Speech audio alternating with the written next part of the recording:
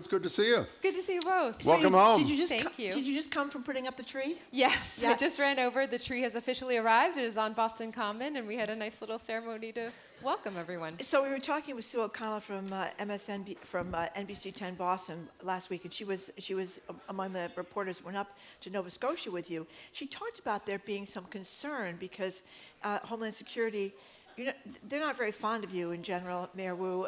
Tom Homan has said the immigration czar has said some nasty things about you. Was there concern? Did you feel concerned about coming back over the border, that there might be some problem? I mean, to tell the truth, my team and I did have some conversations about it, and Really? it's every day there's some new way of thinking that really is unthinkable. What we have to process now, what families everywhere are having to try to juggle or manage with costs going up, with immigration enforcement, often it seems crossing the lines of the law and the Constitution, and you just never know when citizens are being or at least residents with legal documentation are being detained, and when people are having all sorts of encounters they never expected to with our own government. Thankfully everything went smoothly. And, but it crossed your mind.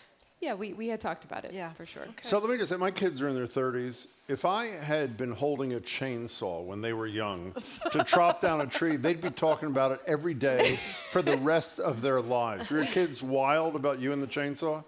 You know what? It's cutting down a tree is just like cutting red tape. But I'm bummed. Okay, so Oh, and I need to give you guys both of these. What do we have going Nova here? Scotia. Okay, So let's these see. were So- the Oh, my goodies goodness. from the Oh, that's actual great. Thank tree you. cutting event in Martinsbrook. Can we hold these up? Thank No, you. apparently not. Maybe we can. I Well, it just did. says There's Nova mine. Scotia So kind These of. are the official Very Thank you, Mayor. beanies that were passed out to all the school children and everyone who was there. So, Mayor, one last thing about Wait, can I say one more thing sure. about Yeah, of the course. chainsaw experience? though? Yes. So, what was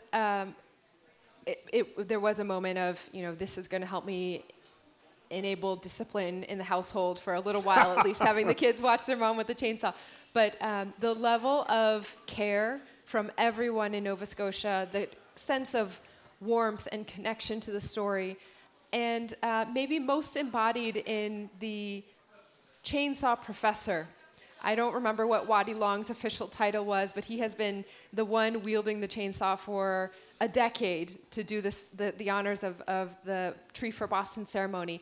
And when we got there, he said that the bond between our cities was centuries old, this too shall pass, and then he proceeded to tell me every detail of the angle the tree would come down at, the fact that because we were on a slope, it was going to curve this way, we don't want it to come back, so the crane operator's instructed to rotate this way. And as he made the cuts on both sides, it happened exactly in the very narrow space that they had laid for it, and just an amazing experience, and I'm so thankful to everyone who was there and everyone here in Boston who honors that friendship. Okay, one last thing. Well, actually, forget about it. We'll move on. We were talking with our listeners about the Epstein vote that the House is going to have we expect to release all the Epstein files. The president has done kind of a 180 on this whole thing. He was fighting against it. Now he's for it. What do you think about this whole mess? There are many more impactful items of business that affect people's daily lives in Boston, right? We hear about prices that are going up, fears about health insurance and coverage being cut, how we are going to just manage the basic life safety of our day-to-day and our identities and all that's happening, one angle after another. It feels all these attacks coming. And at the same time, I think it's helpful because it is just such a stark and clear example of the hypocrisy that is laid bare. Just so political when even someone who has been found to be a pedophile and taken actions of such a horrific nature is being protected by the same types of, I don't even want to use the word leader, the same types of people in power in the regime who say they're for safety, who say they're for this or that, and hold up all of these words. It's one example to remind everyone of just how much politics is at play, politics, self-preservation, and I think most of all from my perch, I wish this would just get settled because it shouldn't have taken so much. Of course, we need to have transparency. Of course, let everyone who has any bit of involvement here have full accountability all the way wherever that takes us. But then let's get to doing the other things too that really matter and really touch people's lives. Two quick things about this. Do you think we'll ever see the Epstein Files? At some point in the future, I mean, I don't know if it will be in the next 3 years. It seems we're getting more than was anticipated, but I really have to believe that when/if our democracy and country survives this period, there will be a reckoning and there will need to be accountability. Speaking of powerful men, before we get to the calls at 877-301-8970, you've got a Harvard connection. Elizabeth Warren obviously has a Harvard connection. Warren said yesterday that Harvard should sever any ties to Larry Summers, former president of Harvard. He has said he will end his public commitments, but will continue teaching at Harvard. Is he taking the right course, or is Warren's position the right course? Look, I don't know all the details, and I haven't had time or again, many other things to be going through every line of the emails to understand what exactly has come out and why. I do believe that if there is evidence of wrongdoing, there should be accountability for whoever has been involved in this. I don't know enough to say in this case, and certainly believe that having the full context and understanding the full range of which people have been should be held accountable for what is important. But you do know, none of us know all the details, Mayor, but we do know enough to know that years after Epstein had already pled guilty to prostitution involving a minor under 18 years old, Larry Summers continued the relationship, asked for $1 million for his wife's poetry foundation, sought advice on young women or women who he wanted to date. So while there's no allegation of illegality, as to paraphrase Elizabeth Warren, there are examples of grotesquely poor judgment. Is he fit to teach students like you were at Harvard, in your estimation?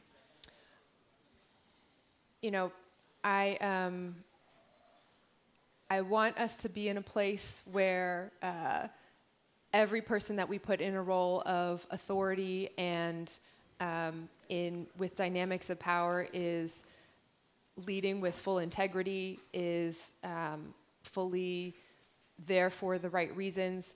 It's not my role to assess again, what exactly happened and what the fallout should be for those at Harvard or at these other institutions.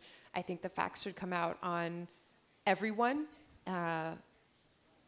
including those who I think are holding others out as examples, and we should see full accountability across the board. We're talking to Mayor Wu. You can contact her at 877-301-8970. Kirby in Rosendale, thank you for calling. Hey, Kirby. Hi there, how are you? Good. Good, glad to hear that. I just had a quick question for Mayor Wu about White Stadium. I live in Rosendale, and I love that space as a place to play pickup soccer. I'd love to do that with my colleagues. And so just curious with that project, what the access to the community will be. I know it's often closed, it's been closed later at night, and so after work. So just curious what that plan is for access, as well as like lighting, and really just for the community to be able to use it for recreational purposes. Yeah, thank you so much. This is exactly one of the most important benefits that we negotiated with the lease agreement, and that is codified into law with the contract. And so, in addition to funds that will be available for maintenance, upkeep, and operation of the full facilities, funds that will go to the larger Franklin Park Action Plan and investments in the surrounding area, resources for young people in Boston Public Schools athletics, and small businesses being involved in the economic development of the entire project. One very important piece is that public access is now guaranteed 16 hours a day, 345 days plus a year. As you mentioned, previously, the stadium really was chained up except for 8 a.m. to 4 p.m. Monday through Friday, when the BPS athletic staff was on site and basically had their offices there. Other than that, there would be a meet here or there, but really the facilities were so run down that we weren't even able to host anything. And the public couldn't even go and walk around the track, much less access the space and play pickup soccer and run, on the stairs, doing in the stadium, et cetera. In the contract, there's a guarantee that our partner, the soccer team, and will provide the funds and the resources to guarantee that it is open 7 days a week. From the hours may shift a little bit, but something like 6 a.m. until 9 or 10 p.m. 16 hours a day, guaranteed for the public. There will be programming packed in as much as possible, even on the nights where there will be a professional women's soccer team game.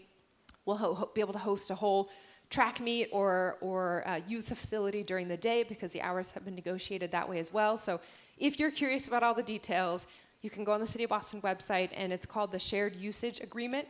That is the part of the lease or the legal documentation that lays out exactly what the hours are, but that's been a key part of it. It will be open, it will be available, and it will be maintained. Thank you, Kirby. We're going to take another call, but if Allie, who I believe had a question, comes to the mic, we'll grab you, Allie, immediately after we talk to Andrew in Brighton. You're on with Mayor Wu. Welcome. Hi. Andrew. Hi there, Mayor Wu. First off, congratulations on the election. Thank you. So I just wanted to call about the private security company. The private AI company is currently mass surveilling, being hired by local municipalities, by private companies. Can you make this out? Yeah, okay. Continue. I'm sorry, Yeah, it's Andrew. hard The to hear connection's you, not Andrew. great. Go Sorry. ahead. Can you hear me better Oh, now? Much yes, better. better. Thank you. Terrific. Okay. So it's called Private Company Flock right now. It's tracking private vehicle locations, and that information is being shared not only with local state police, but is also being shared with private companies. They've entered an agreement into place with Amazon and are currently sharing data around Ring doorbells. This sounds like the stuff of conspiracy theories, but it's very real. The ACLU of Massachusetts put out a report just yesterday kind of highlighting the concerns. I'd like to know what Mayor Wu is doing to help protect local Boston citizens to ensure our location and information is not being tracked by non-government actors. Great, thank you. I will take a look at that report. I haven't had the chance to see it yet. One thing that has happened and been implemented over the last few years in Boston happened through a partnership with and coordination with the ACLU of Massachusetts. Was one of the co-authors of an ordinance a few years ago called the Community Oversight Over Surveillance Ordinance that guarantees that any technology that the City of Boston is using or deploying, whether for public safety or traffic management, certain departments, that has very strict and clear protocols on data access, privacy, retention and storage, all of that. And there are public policies that are available that are signed off on by the City Council. The use, though, by non-government actors is something I have to think more about and understand what the city's role is there. So I'll check out the report and follow up to see if there are any recommendations of what we should do. Andrew, thank you for the call. We appreciate it. We have Allie at the mic. Hi, Hi, Allie. Thanks Welcome. for coming in. Thanks for coming. Thank you. I wanted to ask about the safety of our streets for families trying to commute with their children to school and work and daycare. My daughter's in K2 at the Sarah Roberts School. A great school. A great school, I know. We live outside of Forest Hills, so we're not zoned for the bus. She gets to school. My husband and I take her on the bike or walking. My little guy has been in daycare near Green Street, so we take the 32 bus with him. And I have to say, crossing Hyde Park Ave is the scariest thing my family does on a daily basis. I have taken the 32 bus with my son, gotten off at Eldridge. We're in the crosswalk. It is, a pedestrian crosswalk. I made it to the median, and I'm standing there holding him with his backpack and my work bag, and I'm going like this, trying to get cars to stop so I can cross the street. I'm legally in the crosswalk as a pedestrian, and the cars on Hyde Park Ave are going 40 or 50 miles an hour. The same thing happened when I was with him at Walk Hill. We had the light. Not Walk Hill, at Eldridge. Ukraine Street. You can tell I'm very emotional about this. It's really been very scary for my family. So we were at Ukraine Street crossing legally in the crosswalk. 2 cars ran the light. He was this close to getting hit. I'm not someone who's hyperbolic, really. I'm sort of a even-keeled person, but the safety of Hyde Park Ave is really scary for me. And a lot of our neighbors, we've been organizing. We've gone to all the meetings that your administration has been calling, the city councilors have been calling. And so far, it sounds like we're told to wait. And we can't wait. These are kids going to school. So what's your question, so how Ally, if I do we may? make Hyde Park Ave safer? Thank you. Yeah. Well, first of all, thank you for coming here today and being involved and being a BPS parent. I know the intersection and that corridor very well. It's my daily commute as well as a Rosendale resident. And so for anyone who's sort of not mapped on directly in your mind, this is the area right outside Forest Hill Station in the lower busway, and it is the largest transit hub. Buses just constantly pulling in and out of that little driveway area, and then one of the biggest corridors for traffic flow from the southern part of the city up on as well. Of course, the Casey Overpass, which had been the elevated highway flyover, had been taken down a number of years ago, and so it's now much more open, much more residential development has happened there even in the last few years, and now we're in sort of a situation where a very transportation heavy, very congested corridor now is surrounded by brand new residences at a significant increase in housing, which is exactly how it should be. I almost wish the housing had gone higher in that area because it is right next to the station. But the mix of uses there is something that definitely needs to be addressed.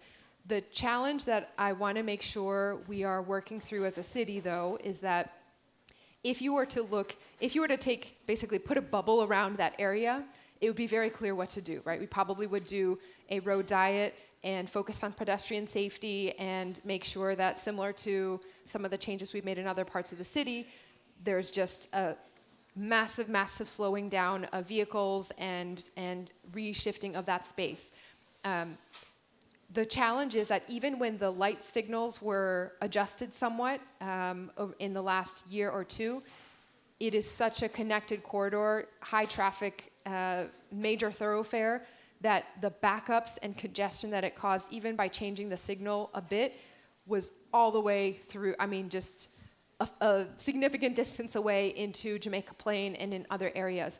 If we were to cut down that area in front of Forest Hills from the 2 lanes that it is now to just 1 lane in every direction, we need to study more and understand it fully, but the proposal that has been put forward by residents who understandably want to make sure that immediate area is safe for walking, it would mean a very drastic change in the traffic patterns and likely a lot more congestion in that area for everyone trying to move through, the buses trying to come out, and all of that. So I think there are elements that we need a little bit of a out-of-the-box solution for.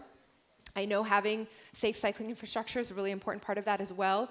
I've instructed the team to think about is there private land or is there another route that part could go on that would free up a little bit more space so that we could do more of the safety infrastructure. I don't want us to have it as an on or off switch of either we go to something that feels safe for pedestrians, but then almost disastrous for many of the drivers who are coming in from further away in other neighborhoods in the city, or something that is disastrous for pedestrians but keeps the traffic flow going. There are other ways that we need to work through that, and it is on the radar and on the priority list for our streets team to take on. Ally, thank you very much for asking the question. We appreciate it. Mayor Wu,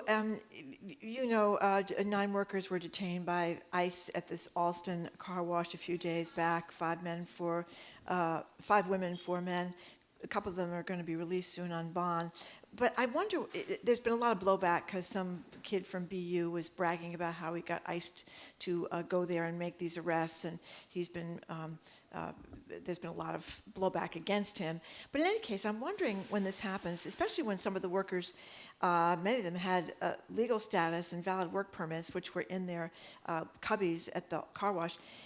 What is your role when these kinds of things happen? Can the mayor's office do anything? The city do anything? What's the deal? I heard immediately from our local city councilor, Liz Braden, who, of course, is connected to her community, and residents were already mobilizing when the detentions first happened, to try to warn other people and make sure that, to the extent that there could be monitoring, that was happening. If you remember, that was also on election day. So That's right. there was a great concern that was either timed in a way or would unintentionally have the impact of chilling people coming out to vote and feeling free to exercise the rights that they do have as well. So there was some immediate stepping in on that front, just to continue monitoring the safety of everyone getting to the polls and reaching out, and then trying to work wherever possible. There are some things that are happening through the advocacy community and through funds that the city is directing or highlighting ways for private philanthropic dollars to support legal representation in cases of detention. We know when someone has a lawyer, they are that much more likely to have a just resolution to their case. And then in the situations, thankfully, where justice is still done, and even after the initial harm happens, people are rightfully brought back to their family or returned to the community, there's a lot of deep trauma then for children whose parents had been missing for some time, or families that then decided to uproot themselves, or businesses, other people who witness this, customers, neighbors in the area. So we're doing our best to try to do what we always do, which is keep people safe. But our understanding of safety is very different than the federal government's understanding of safety right now, where they are actively undermining all that makes us connected and strong as a community. This was a local business that many people rely on, that I've heard from many customers does an excellent job. 2 of them are right here, by the way. We are. Yeah, But spot go for ahead, your but go car. ahead. They do the inside of your car. It's really nice. But go ahead. I'm sorry. And the feeling that we're now just, I don't know, maybe going back to the surveillance question, in a surveillance state where anyone could be reported for any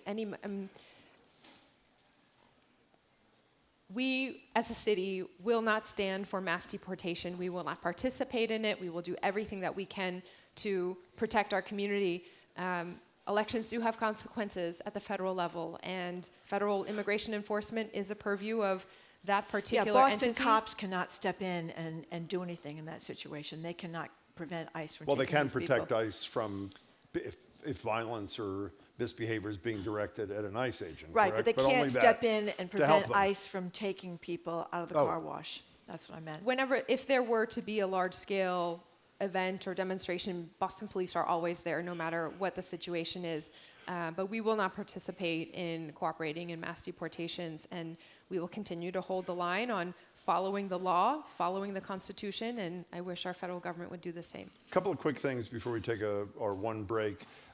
You obviously support rent stabilization. You filed a home rule petition, which legislators from other parts of the state think they know better than you in the city council, but that's unfortunately how it works. We asked you about a rent control ballot question that was just filed in the summer. And what you said to us on the show, it would not be what I would have supported for the city of Boston. I'm going to have to figure out what to do about this, because this may be the only shot for a while. The Globe did a story the other day that unions are supporting them, which makes it much more likely that they'll get the signatures required. It doesn't require legislative approval, but it is a more restrictive provision than you had in terms of how much rents could go up. So after that endless intro, what's your position on the question?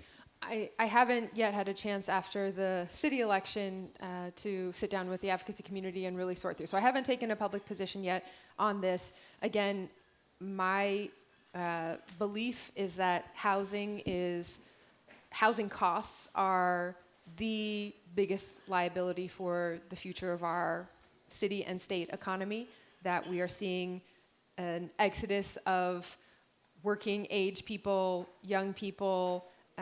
Seniors are finding it harder to stay in the communities they're rooted in, families with kids, just the ends not meeting, and housing costs are driving all of that. So we have to produce more housing, and we have to stabilize people in the housing they have. I wish that the ballot initiative had been just a pure local option, repeal the ban on cities taking action and let each city do what they need to do, because the conditions can be quite different in each municipality depending on your local economy and the mix of commercial, residential, and all that. So I have not yet weighed in on this, but we'll be sorting through and sitting down. Even with if it's some folks. imperfect by your standards, if it's the only game in town, can you imagine a situation where you'd say people should vote no? I don't know. I would probably stay out more than anything else, but Okay. it is quite restrictive, and we do need to be at the right balance between not chilling or preventing housing production while we are keeping people in their homes as we try to boost the supply and create more housing. Okay, before we take a break, a lot of our listeners say all of the other shows in town have quizzes for politicians. You never do what's that face? What is I that? feel like I'm quizzed nonstop. Okay, this well, no, show. you're not. Here is a right. quiz. It's a music Excellent quiz. point. Someone told me you play the piano. Is that true? Okay, here's a music quiz, and it's simple. You have to identify who the performers are in this piece. That's not that hard, Okay. right? Okay, here it is. Can we have the music, please? Oh no. Let's Where- how'd listen. you Let's get this? listen. Let's listen Where'd a you little get bit. this from? We have to listen there. It's a hell of a cellist. Piano player's not so bad. No, Can we not hear a little bad. more? Oh my God. Okay, so apparently that's a cello and a piano. You have 15 seconds. Who would the two performers be, please? That is, the piece is The Swan by Saint-Saëns, and it is Yo-Yo Ma accompanied by a very humble amateur pianist. Who would that be? Who's standing before you right now. That would be the mayor of the city of Yeah. Boston. By the way, we want to thank Roger Brown, former president of Berkeley, who was kind enough to share a video and sound I will from put your in a plug, performance. if it wasn't on your radar already, that Yo-Yo Ma will be at Boston Symphony Hall this Friday, the 21st, doing the complete Bach cello suites. So here's the second quiz. Where's he going to be tomorrow at 11:30? How do you know all this? Wait, no. No, you don't know. Oh, okay. Oh, tomorrow. Never mind. Tomorrow. Never Whoa, mind. wait Okay, a never second. mind. Whoa. Whoa, don't even try. Aha. How do we know all this and secret that's the appearance. end? There's something in the works. Yeah. Okay, where's he going to I be don't- tomorrow at 11:30? Is it here? Right Yes. here. Okay, great. Right here playing. I think Great. he's going to play one of the cello suites for Mayor us Wu, tomorrow. Doesn't get Mayor much better Wu, than that. if you think you're leaving here without answering that question, you're I thought really we were out of your talking about the mind. day after yeah, that. sure. Okay, Yeah. fine. Boston What's Symphony happening Hall. the day after that? There may be something in the works with May- this concert on Friday. Maybe Okay. something in the works. Okay. We got to take a break. We have a question from Gabriel. Gabriel, you around? Hey there. Take it away, Gabriel. Thank you. The young people of Boston do not feel as if they are allowed the pursuit of freedom. They just barely live in small, shared apartments, fight for a few dull, unfair jobs, and even worse, usually they fight for ones that are, if they want to actually live in their own apartment, they have to go for ones that are even worse, that they have to do something that they're not really comfortable with. What are your plans to make sure our very talented 20-year-olds can actually make real money doing what they want to do, have the power to change our city, and be able to not rent, but own their own places? Gabriel, thanks for the question. Great, thank you, and thank you for speaking up on behalf of so many. Okay, a couple things I want to mention here that we've been working on. One is that in terms of housing, again, going back to how we need more housing, we need every sector of our city to pitch in on that, and even a little bit of easing up on it can create the space for a lot more opportunity. One very exciting recent development was that the City of Boston and Northeastern signed a renegotiated institutional master plan and pilot agreement. All of the acronyms are basically the commitments that the university makes as a good neighbor in the city. And for the first time, the university is contributing to a housing fund that the city has that will help create more housing for young people and young professionals.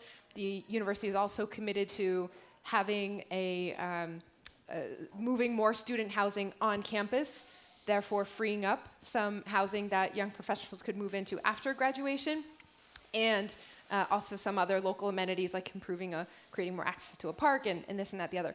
We also have expanded the number of deed-restricted units that are targeted to certain income levels that are available by lottery, and so we've produced more deed-restricted housing over the last 4 years than in any comparable 4-year period, and worked with banks and lawyers and lending institutions to create a co-purchasing program so that for the many buildings in Boston that are multifamily homes, think of triple deckers throughout the city or a two-family home, you might be able to afford to share that house with someone else if you each own your own part of it, or even to own one and rent it out to someone else.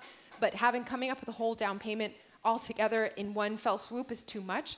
This program allows for people to come together and use their collective purchasing power to become homeowners, and we hope that this is a program that more multi-generational families and more young people might take on. And then just in terms of your other part of your question of how to get involved, we have 2 places I would send you to in the city website and the city departments. One called our OYA office, Office of Youth Engagement and Advancement. This is for our annual Mayor's Youth Summit. It is usually students more so than young professionals, but one place where young people are really engaged and have a leadership role. And then we also have a Spark Council, which is our young professionals advisory group, and they also meet and give us recommendations on policy and get involved.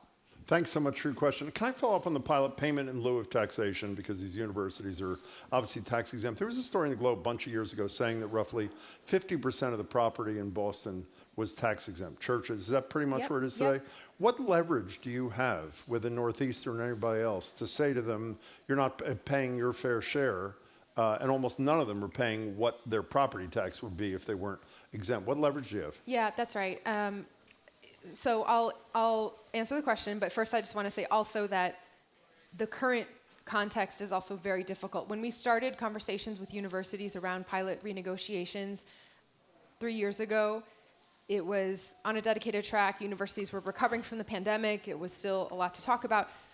And now with the attacks on research funding, NIH program, all of that, free speech and academic freedom in general, it has become even more difficult. So that just to show and to give even greater kudos to Northeastern for stepping up and recognizing the need to dig down deep and really increase their contribution, their cash contributions, their partnerships with the city in this very difficult moment.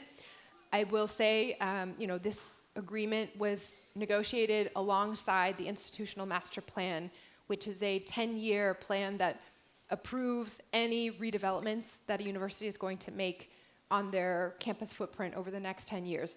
Wanting to fix Matthews Arena, for example, and reinvest, or wanting to build a new dorm or another building. That all requires city involvement and sign-off, and so we were able to kind of have one large conversation about all those pieces. Stan and Jack, if you get to actually, you're there pretty quickly. So is this like a 2-man operation here, or what? Well, it's more like 300. We have a petition here from 300 Cleveland Circle residents who really are frustrated that years of neglect have received very little response from the city, empty promises, but no repaving. That's what we need. As you probably know, the Boston Globe called it the worst intersection in the city. And Zoe here, your own intern, just told me that she crashed there. We really need help. We asked Phil Eng here a few months ago if he would commit to do his part, and he did. He promised he would come out to Cleveland Circle and see the conditions, and he promised he would facilitate the MBTA's role in what needs to be done there. But the city has not responded. So my question to you is, will you commit to get Cleveland Circle repaved this season or next spring?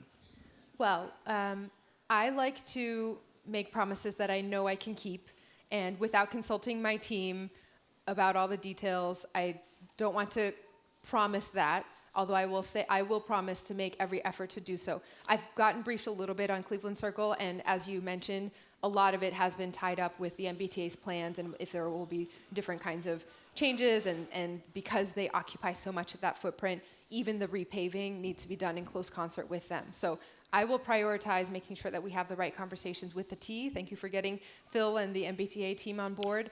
And yes, this is, I could probably list the other couple of intersections too that I know there are petitions out and others who want to make sure we move quickly. Can they be in touch with somebody in your office to do follow-up after you've had that discussion? Who would that be? Yes, we will get your information here. Okay, if you go over, no, we don't do follow-ups because we have a lot of stuff, but if you come over here and speak to one of Mayor Wu's staff people, they'll reach out to you. Mayor Wu, we had an incredible couple of people on the show yesterday. Fuquan McGee, who just finished serving 28 years in prison for a murder that he was convicted of, life without parole at 19, and all the charges were dismissed at the request of the Suffolk County DA the other day.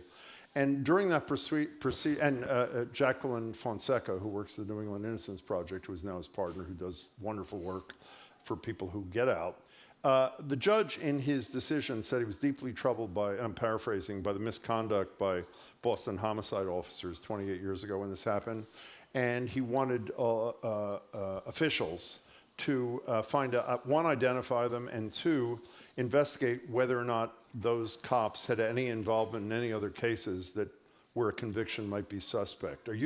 Is this something that you ensure happens? Do you reach out to the DA, to Commissioner Cox? What role, if any, do you have in this? I will check with Commissioner Cox. 28 years ago is a significant, most likely retirements happened or even more. And the department is significantly different now from then. But I'll look into if there are any pieces that we could follow through on and make sure that there's justice done. But at minimum, you can identify the officers and find out what cases there were. And will your office let us know what the result of that? That's great. Yeah, we'll follow up and get the That's details. wonderful. We appreciate that. Just one more question before we get back to the calls and texts.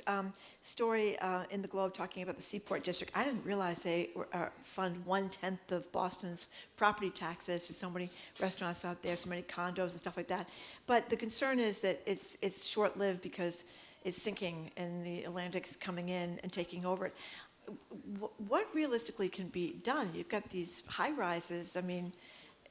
Do we just wait, I guess, until they're underwater, or you can't really save them, I don't think, can you? The city has done a ton of work with UMass Boston and the Green Ribbon Commission and many of our climate partners to map out exactly where the floodwaters will be at different levels of inundation and with the 1 in 100, 1 in 500 year storm levels. We know where the critical paths are. The Seaport is obviously on many of those maps. And there are places where we're already moving to deployables that are prepared in advance. So think, instead of sandbags that take a long time to fill one by one and aren't that reliable and you have to have a lot of notice, metal barriers that keep the water away, that have pre-drilled holes so that as soon as the weather report says, they immediately get put up there, blocking off the doors and blocking off the key flood paths, for example, around Aquarium Station and areas that really got knocked out in the, I forget what it was called, the bombogenesis or something storm like from a number right. of years ago. In the meantime, we are going to, or from now until we figure out how to manage all the coastline, we are going to need some major funding to do so. So we know what we need to do. We have mapped out all 47 miles of Boston's coastline. A lot of it is privately held and will need significant resources. And then even the public part will need likely federal government involvement at some point in time. We are in the process of working with the U.S. Army Corps of Engineers. They have a multi-year assessment process where they go and they measure and they look at every little bit of vulnerability. Once their process is done, that can unlock funding once it becomes a national priority and on their list in the scale of billions of dollars. The time scale for that kind of study is to wrap up somewhere in the 2028-ish timeline, which I had been really frustrated by when we kicked this off, but now maybe that is seeming like we will be in, knock on wood, almost different times at the federal environment for respecting science and climate change and being willing to partner once again. So we're doing all the prep work that we can at the scale of individual buildings and working with property owners and doing all the prep and mapping. And then at some point, we're going to have to figure out a way to really finance all of it. Have you ever seen David Abel, formerly of the Globe's terrific film Inundation District? Yeah, I am briefly in it. Oh, of course you are. That's right. You paused a long time when Marjorie asked you that question, which led me to believe that you do have some doubt about saving the Seaport. Am I reading something into it that I shouldn't? No, I'll just say this. When I was in Rome, when we were at the Vatican for the Pope's, the late Pope Francis's Summit on Climate Change, it was the premier minds climate scientists from all around the world who were gathered there. And the first thing they did when we got there was to give us an overview of where we are according to the goals that had been set. In 2018, there was a UN climate panel, the IPCC report, International Panel on Climate Change. I think they came up with a deadline that we had 12 years to fix this and get emissions down, otherwise it would be too late. And so now we are multiple years into that window, and what the scientists said to us is, we're now at the point where some of the worst case scenarios have now become the best case scenarios, and we are no longer able to avoid the harms of dipping above the threshold that will cause very serious consequences for food systems around the world, major weather events, etc. The challenge now is how do we, as quickly as possible, drag ourselves back down below that threshold with scientific innovation, technology, new things that our climate tech industry has to be working on now to make it work. I am going to make sure that Boston does everything we can to be leading in that way and to be directing our efforts to lighting the beacon that can still create hope and action for this. But there are many parts of how we understand and move around our society and our world right now that we know will not be possible with a 50-50 chance or greater, especially if we continue how we've been. Before I get back to the calls, in a semi-related note, which is good news, you announced this, I think I got the name, Boston Energy Saver Program. Did I get that right? Yep. Can you tell us briefly what that is and how people can access it? There are lots of resources available for residents to access energy efficiency measures, home improvements, solar panels, conversion from oil tanks to heat pumps that will save you money. And especially as the energy costs are going up and weather is getting colder, we want to encourage everyone to reap the benefits of better insulation and the things that you can do that are actually fairly minor in terms of, you don't need to knock down your whole house and rebuild the building. You can make spaces much more energy efficient and keep that money in your pocket, and then contribute the savings in the electrical grid back to what energy is needed for.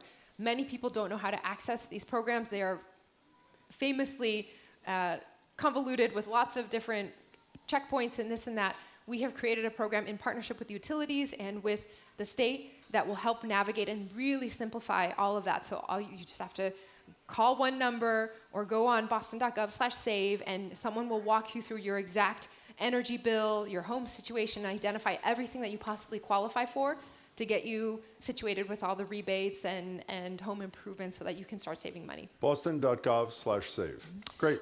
Here's a text message. Mayor Wu, there was a murder, I don't know about this, but yesterday allegedly committed by a man who had been released under the so-called the Valley Protocol because the Suffolk County attorneys are refusing to accept the $10 raise the legislature offered. This texter wants to know if you have a position on the bar advocates' request for a raise of $35 per hour to get them back to work in Suffolk's and Middlesex counties. There's a fight over not enough money, and the legislature offered them a raise, and the attorneys wouldn't take it, and people are being released because they don't have legal representation. I don't know the backstory of this particular incident, and we'll look into it, but I will add, of course, we need to make sure that justice is served, and again, the Constitution needs to be followed, and the provisions and the values that make our country who we are, like due process, like representation for those who are accused of a crime, need to be followed. And that is the bedrock of our society. At the same time, at the local level, it is very difficult when parts of our justice system or our legal system are not functioning. And when police departments and local community members are doing their job by reporting crimes, following up, doing the investigation, presenting the cases, and then when that next step in accountability doesn't happen, it kind of starts to unravel everything else. And so there's been, I think, some important steps forward in the most recent steps around the changes here, and I think we've experienced some relief, and I hope that that continues to hold. My understanding is that in the bigger picture, having more funding for CPCS, the Committee for Public Counsel Services, will also be a really important investment at the Commonwealth level so that people have representation in due process. By the way, CBB, a man accused of killing someone in Mattapan this weekend had criminal charges dropped less than a month earlier. Javante Robinson, 29, criminal charges dropped in a previous case. Court records indicate he was facing weapons and drug charges. They were dismissed when an attorney could not be found after 45 days. Mitch and Lowell, you're on with the mayor of Boston. Hi. Mitch. Mitch, yes. Mitch You're Mitch, not me. You're Mitch. Okay, thanks. Okay. I hope I hear that the parking meters. This is not going well. Yeah, So he told Mitch, you we told. can't hear you. He told our call screener he wanted to know if you knew about privately owned parking meters in the very same Seaport. Do you know about this? No. Okay. So Privately where That does takes care of that. that does? Where should he Okay. report that to if he believes that to be true? Please let us know at the city level. There's my mind is going to maybe there's one because the Seaport was developed very quickly and it was privately owned and there was not public infrastructure there. We're still feeling a lot of the pieces of that in that it's an area of the city that doesn't have a lot of the civic amenities like a library. We are just now in construction with an EMS station for ambulances to be there, but it really needs for the residential population more civic amenities. The way that the street grid happened was often that the private parties had to basically let the city use certain bits of their land to build the streets so that the rest of the Seaport and infrastructure could be developed. And in those days, years ago, sometimes some of the sidewalks, for example, are privately owned because they weren't seeded all the way over to the city. So I don't know if this is related to it. It should not be possible for there to be private parking meters, but I will look into it to be sure. Before you go, Mayor, tell us about this program that people can get help on their energy costs. We just did. We just did? That was the one I did. Yeah. Boston.gov/save. Go and you can get a free consultation and Guess I wasn't It's every listening to you, resource. Jim. I'm Well, sorry. it wasn't that interesting what I had to say. What she had to say was great. Now, I Okay. know you wanted to spend the last minute explaining the secret about Yo-Yo Ma to our Yeah. audience. So feel free, take all the time you want. Mayor, go ahead. I will say that Oh. growing up, Yo-Yo Ma it almost felt like he was another member of my family. Of course, I'd never met him, never had any dreams or sense that I would ever get to meet him.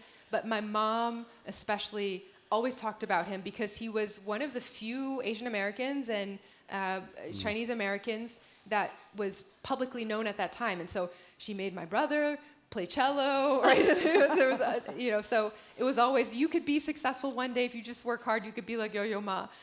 So to know that he is an incredible leader and amazing member of our community here in the greater Boston area, and that he does so much, not just culturally, but to steer us to goodness and togetherness in the world. I'm very, very How'd she react thankful. quickly to hearing you were playing with him? I don't know if she fully believes it yet. I need to get that clip from you so I can show Forward her. to you. Yeah. Fair enough. Okay. Mayor Wu, thanks for your time. We'll see you in December. Thank you very much, And Mayor Wu. congratulations on your reelection. Thank you We didn't very say much. that.